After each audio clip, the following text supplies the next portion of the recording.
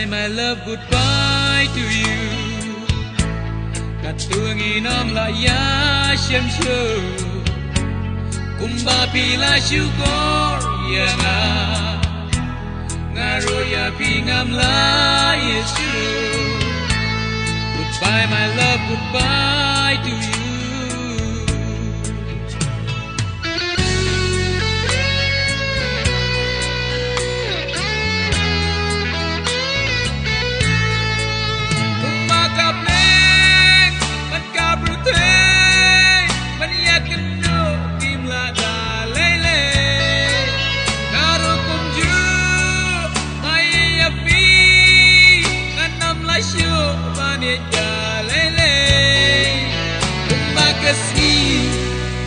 Ban sep no ya ka birthday na jingi ka do ngaro na pi wa ban chai no na ai tan kin tien ker ku ker do. Goodbye my love, goodbye to you. Katungi nom la ya shem shu. Kumba bila syukur ya nga.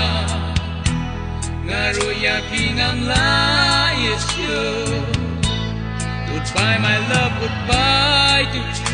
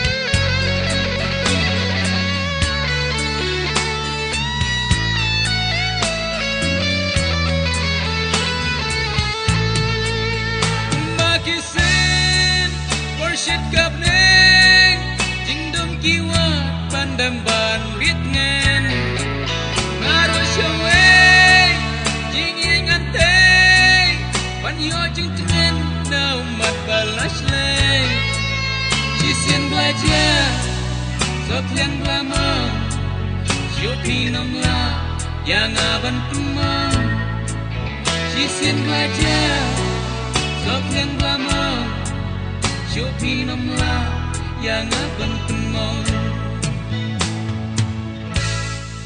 Goodbye my love, goodbye to you. Katungi nom la ya shem shu. Kumba pila syukur ya nga. Ngaro ya pingam la Yesu. Goodbye my love, goodbye to you.